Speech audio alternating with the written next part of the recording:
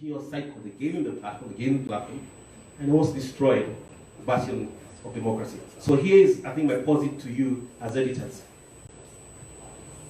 Can we agree to partner together in a genuine sense because of your responsibility, because this is a strategic alliance that you want to force rather than create? Do you understand that responsibility? And then can we practically work together every single day to make sure that the narrative and the direction this country is going is in the right direction? Thank you very much. Thank you so much, Commissioner Danvas, Dr. Danvas Makori, for the response. Maybe to sum up the first round of our engagement, we will be inviting Commissioner Farah. Commissioner Farah, because we are pressed with time, we'll request within 2 minutes you can be able to give your submission, as well as now we go to the second round and we finalize our engagement.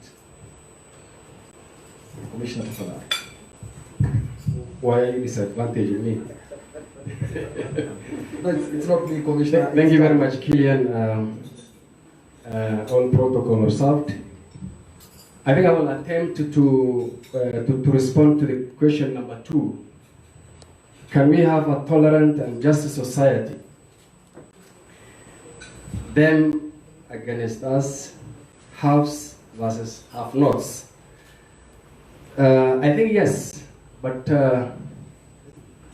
it is a collective effort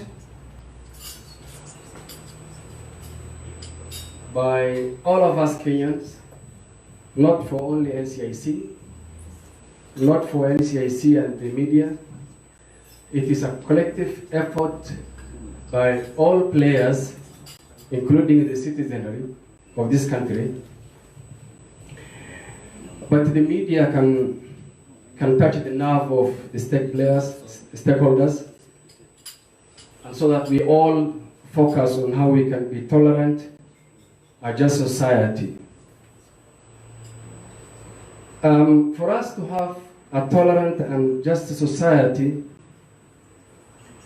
I think there are a number of issues that must be put right. This country must have proper law and order. We must practice that culture of respecting our law, and that nobody is above the law. Having less law and order in this country has created a lot of problems for us, and that really propels us not to be tolerant and not to be just. We need to have proper governance system in this country so that we are all comfortable as citizens of this country. The problem we do not tolerate one another is because our governance system, our democratic space has faults. For example, we don't have a proper democratic system in this country. One good example that always comes up is, do we have democratic parties in this country? Are there parties that we can call parties in this country? Are there political parties? No. We don't. We have parties that are informed by ethnic inclinations, which are used for political short-term bridges and dismantled after the elections. And so we don't nurture our democratic space, and this has a lot of great effect on our tolerance and just society. That puts us against them, against us, have and have-nots. We also lack strong institutions to propel this country to a tolerant and just society. Our institutions, I mean, the 2010 Constitution really tried to make sure that we have strong institutions. But the political class has downplayed the space of those institutions. Most of them politicized. Institutions that will have been independent to nurture a tolerant and just society have become biased towards some political inclinations. And therefore, with all these things around, it has dented our tolerance and justice system. And so, if we rectify all these things, I think we can have a just and tolerant society in Kenya. I ask a question. Why do we want always one of us to become the president? It's because we want to have that time to eat, our time to eat. But if our systems worked well, it will not have mattered who becomes the president of this country, for example. If there was justice, if there was equity, if resources were distributed equitably, I will not mind who becomes the president of this country. But because we are biased in even resource allocation, and that I will not get tamak roads in my place if I don't have the presidency, then I will not tolerate you because you have marginalized me.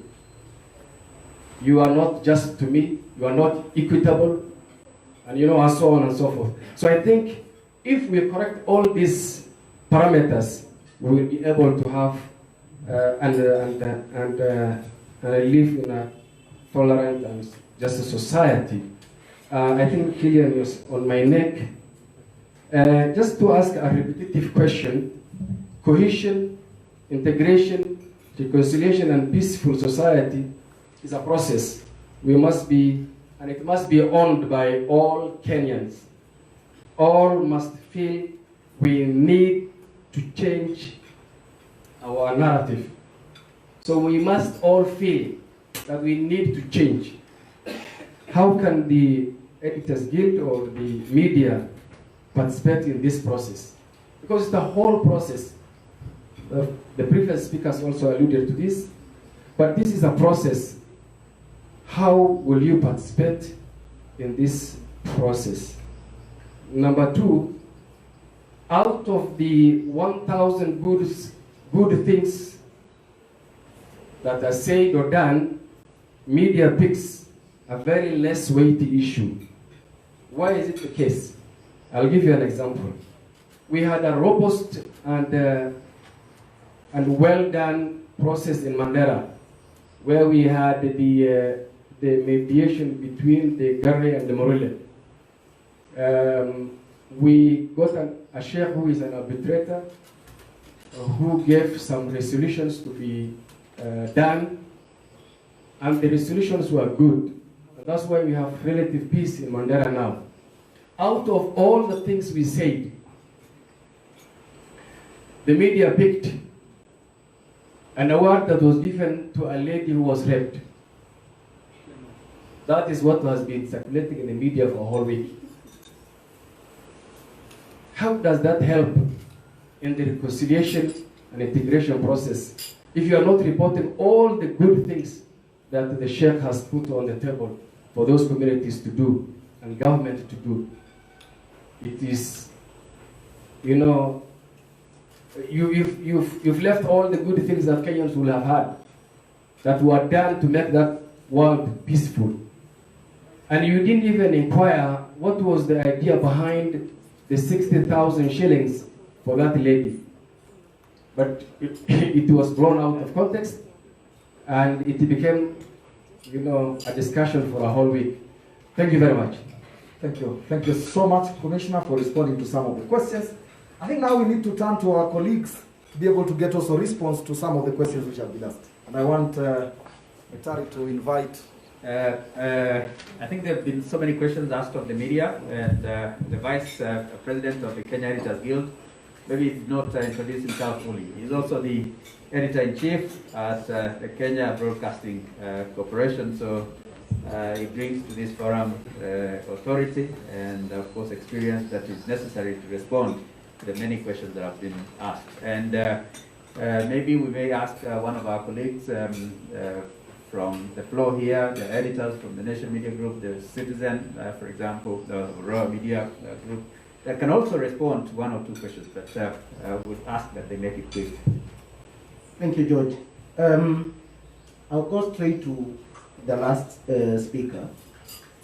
Media picks the small issues and leave the big issues.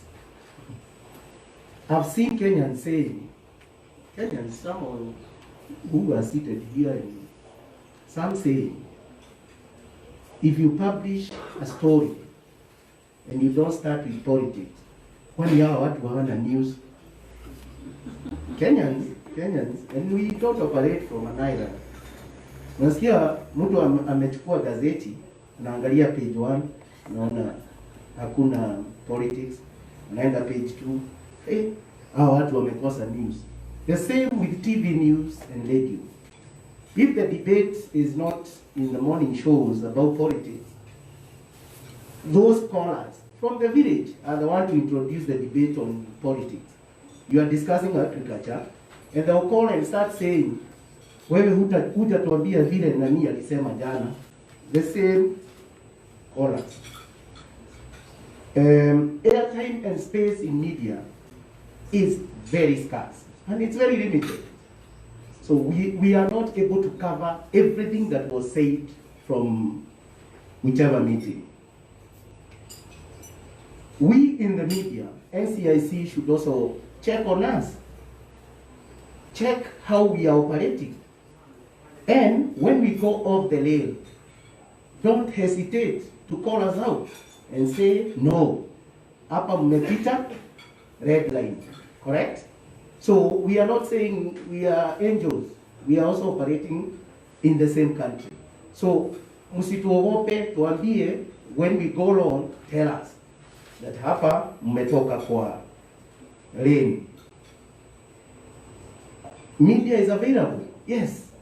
I keep reminding everyone that we in the media operate in this country. We have families in this country. We are investors in this country.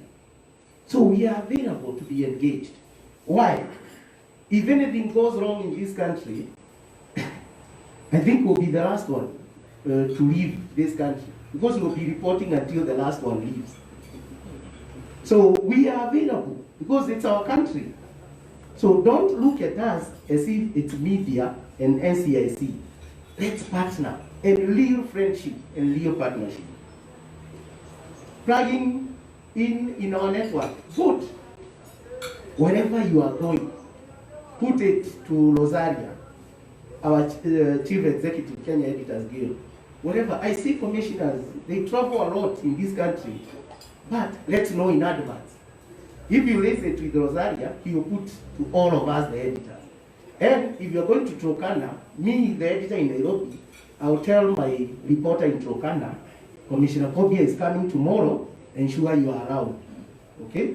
So let's engage and let's know what you're doing early in advance.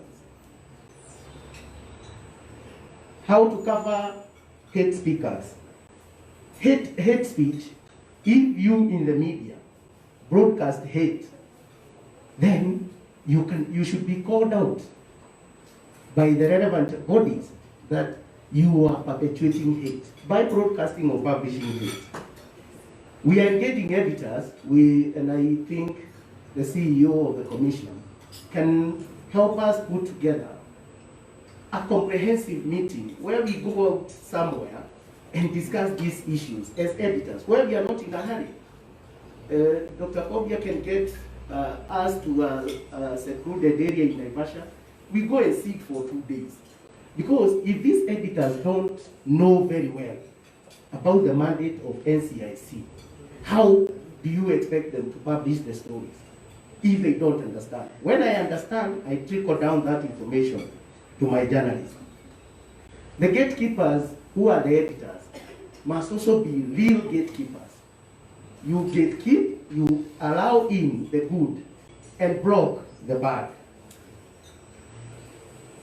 The challenge now the Commission has, and I think it's a high time, Chairman and CEO, you engage the Communication Authority of Kenya. Why? These days, whatever meeting is, you are seeing it live on Facebook. It is all over. So wherever the meeting is, and that when something is being broadcasted live, you don't have control of what those characters will incite. So you engage the Communication Authority of Kenya, because by the time we will be coming to check, the country will have banned using the live Facebook. I might not be live on TV or radio, but it's live on Facebook. And the penetration of internet in this country is very high. Open your doors for us to give you footage and audio which we gather from the field. But also, you must protect the people who give you this information. Because, like at counties, the governors are very, very rough on the ground. So if those competing for political power, if they know it is minor who gave that footage to NCIC, they will release the goons to me and my village mates. So you open your doors for us, but you find a way of protecting the people who give you the footage. Because in the village where those speeches are made, journalists are all over.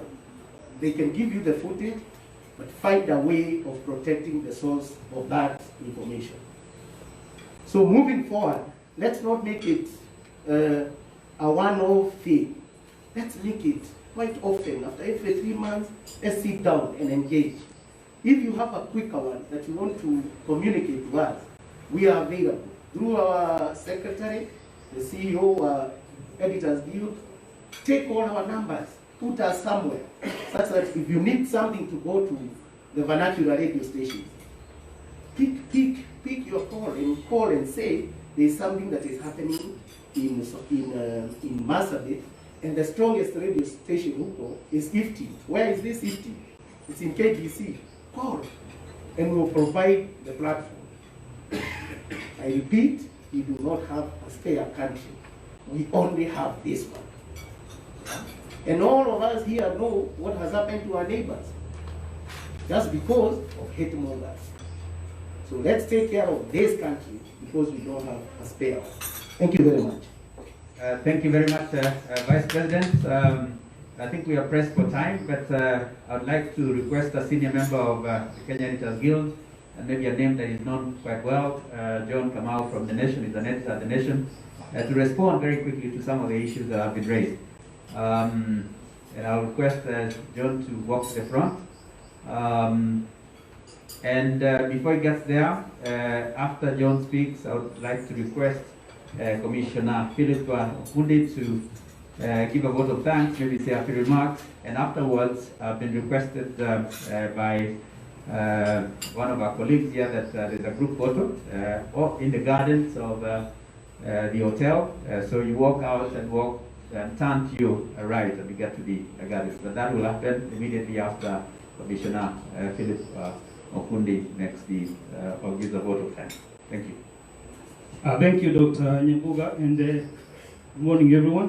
Good morning. I think when we look at the history of this country, the first political violence between the political parties started in 1962 in Narok when Kanu and Kadu fought there. It was sparked by a guy called Chege, who had been sent by Kanu to cause some violence there. And that culture of intolerance started there, and it has never ended. But coming back to where we are today, and given the kind of media we are having, I think much more focus should not be on the mainstream media. And I'm not saying that we should not be looked at. And I agree with Maina that NCIC should also look at us critically on how we report and the things which we are doing. Because looking at what happened in Rwanda, and those who have gone to Rwanda, and I was there shortly after the genocide to cover some of the problems there, and I visited the country again 10 years later on the anniversary. And when you see what the media caused in that country, together with the politicians, then you begin to understand the calamity that can befall a nation. So NCIC should look at the social media and call out the few warmongers within our social media who are trying to stir the waters here. Previously, I think the main problem had been the FM stations.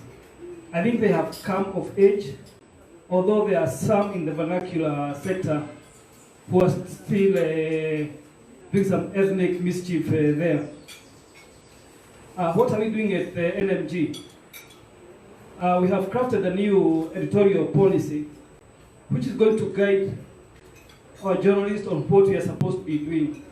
And this editorial policy, we have made sure that each and every journalist, even in our bureaus, and we have been visiting our bureaus for the whole of this month, trying to educate our journalists on the importance of reporting fairly and how to cover the elections and what to do when hate speech occurs. NCIC, I think they should look at the issue of the live broadcast, because we have seen that politicians, when they cannot get the live coverage, which is being given, I think, at 1 p.m., they are resorting to Facebook Live, and they are able to set the information which they want without any deterrence from anybody. I think this is an area where NCIC should look at as they tackle the media mischief. But having said that, I think the crafting of the NCIC Act, I think perhaps it was done in a haste, and we need to look at it again. And I'm happy that they are looking at that, because I've always been wondering why we have a corruption court in this country, children's court, large court, and we don't have a court that can deal with and we have corruption courts, but we don't have a specific court that can deal with the issues pertaining to hate speech, incitement, ethnic contempt, all these things. We need such a court which can fast track all these cases. Again, the kind of jurisprudence which we have on incitement is very wanting. It's very hard to prosecute people who have made hate speech, even when they have been heard, because the courts are saying that you have to show who made the video, or whether it has been edited, all that crap, which is not helping this country. It's like the judiciary are not living in this country. And I think when you go to the I don't know what you call it, multi-agency task force, I think you need to raise some of these issues with the judiciary so that we can have a proper court which can be able to prosecute faster these cases. And the other issue I think you need to have is to have the special prosecutors who understand the enormity of hate speech. But where we are in the media, I think we need much more education, and you need to facilitate media houses to come up with editorial policies which can guide the journalists on how to cover hate speech. And I think you can be able to get the nation media policy, and whether you can adopt it for other media houses, I think that would be good, because it's going to change the way we look at politics in this country. Thank you, everyone. Thank you very much, John, for those remarks. Before Commissioner Okundi comes, I'd like to invite the chair of NCIC to make a few remarks, to maybe respond very quickly to some of the issues that have been raised. But let me also ask our colleagues from the media to please not leave. We're about to finish the meeting. So please stay on until we finish, which is in a few moments. Chair, please. Thank you very, very, very much. Now, is that the John Kamau who has a column on Sunday Nation? Yes. Yes. You are a historian, eh? Yes. Yes, because the US is one of those I don't miss. I always read it with a lot of interest. And there is one matter I have that I would like to share with you, perhaps. It's to do with history. And as you have even reminded us, when it was the first elections violence, 1963. Having said that, let me very quickly respond to the question that you have raised, because I was actually going to address it. There are three things that I have. You have suggested that we ask for a special court to deal with at the fast track cases, that we deal with. I just wanted to assure you that this is in the process of being done.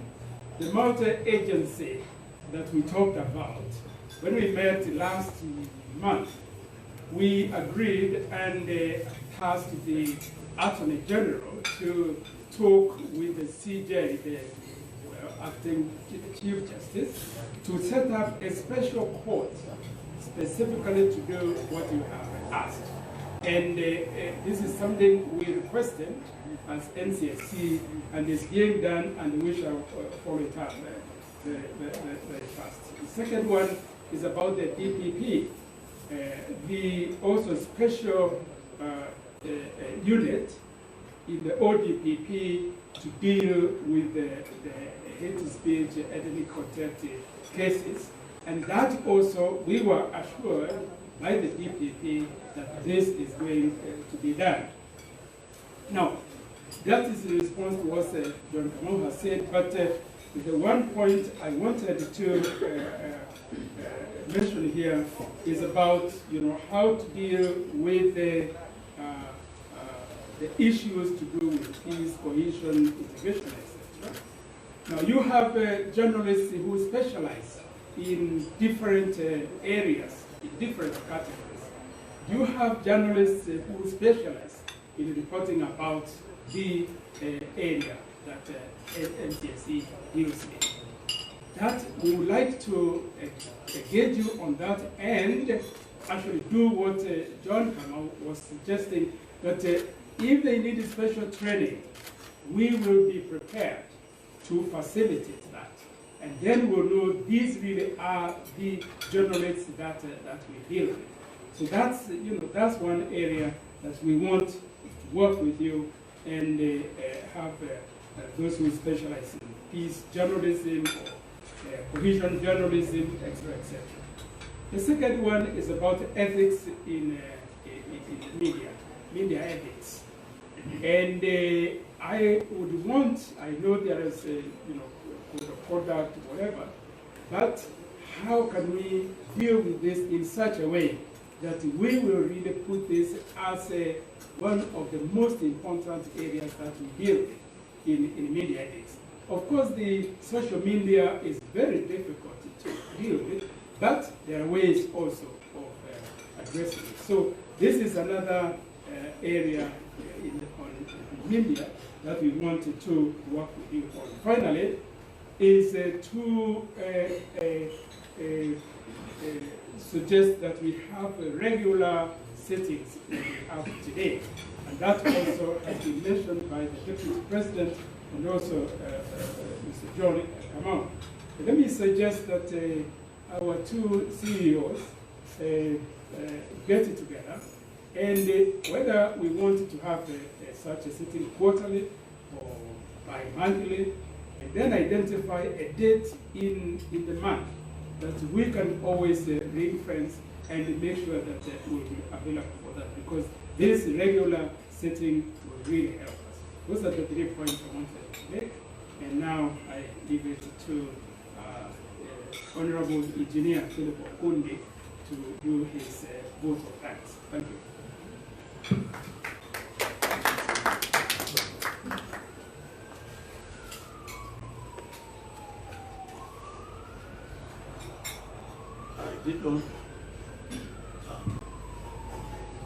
Good morning again.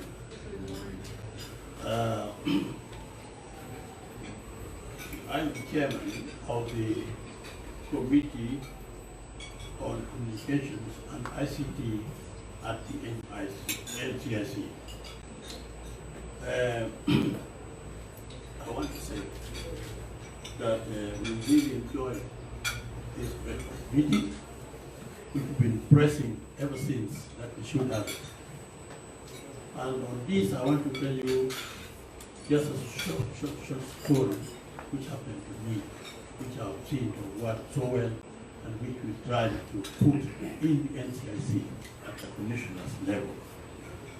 In 1989, around September, the president appointed me to become chairman of the Presidential Commission on the Voice of Kenya.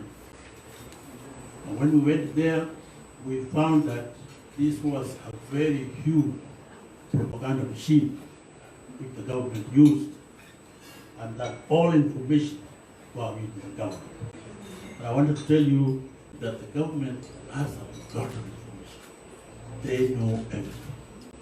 And you must know how to harness the governmental operation to do your work. So we decided that Voice of Kenya must be collapsed.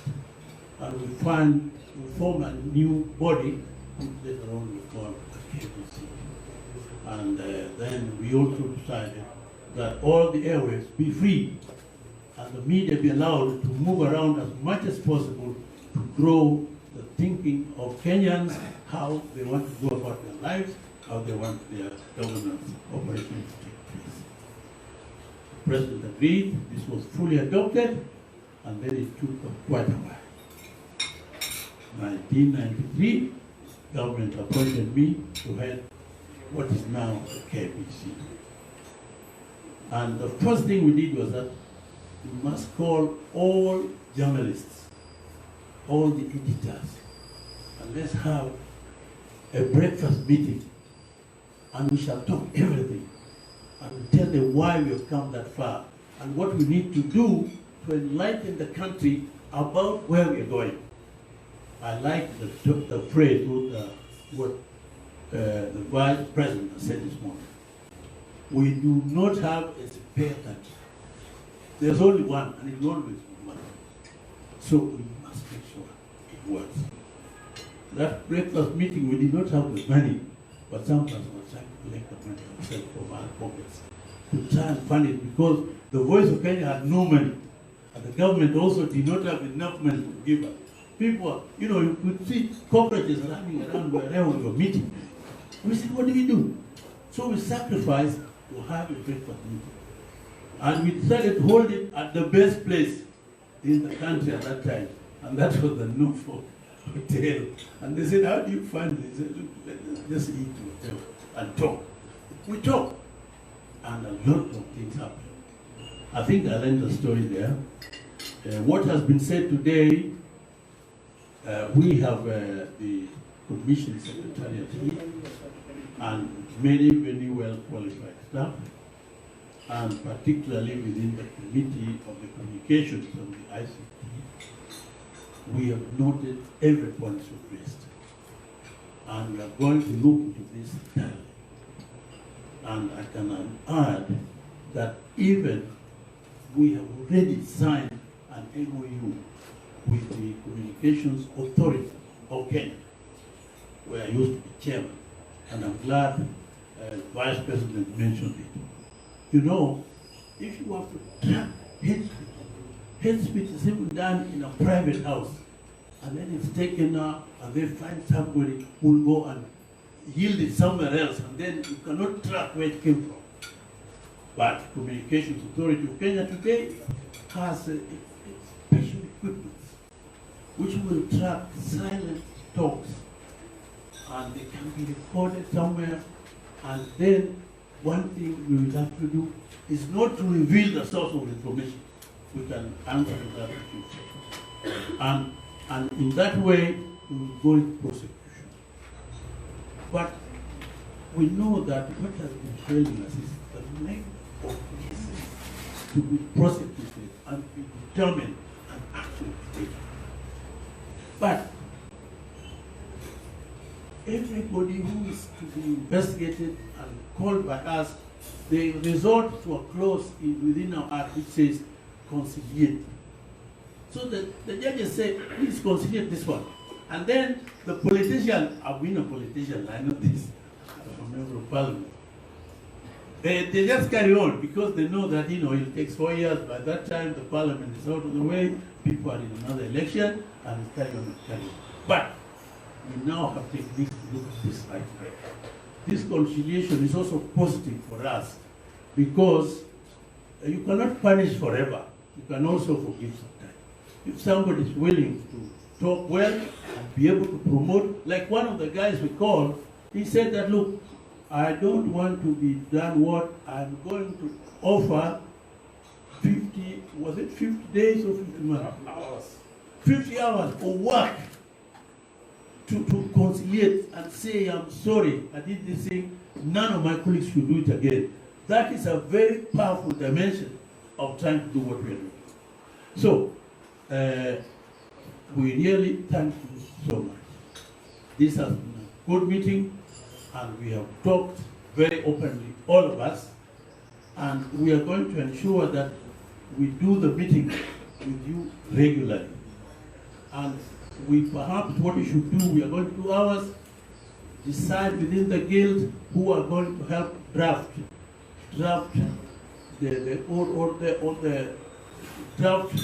the MOU details between us and you.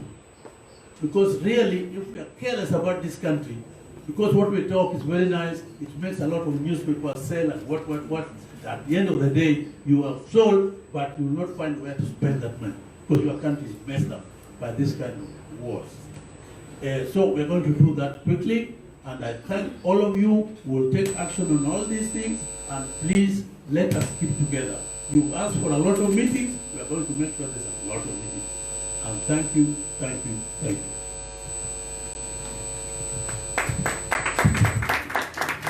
Another round of applause to each one of us for attending this meeting. Now, ladies and gentlemen, as we are winding up, coming towards the tail end of our engagement, as it was communicated, we'll be having a group photo session, and we will exit through the door in my right. There's a gentleman standing there on the right. That's the door which we shall use. We will be guided to the gardens, where very quickly we'll have a group photo session. Then we can be able to proceed to our respective assignments. Otherwise, we are so grateful. Thank you so much for honoring us.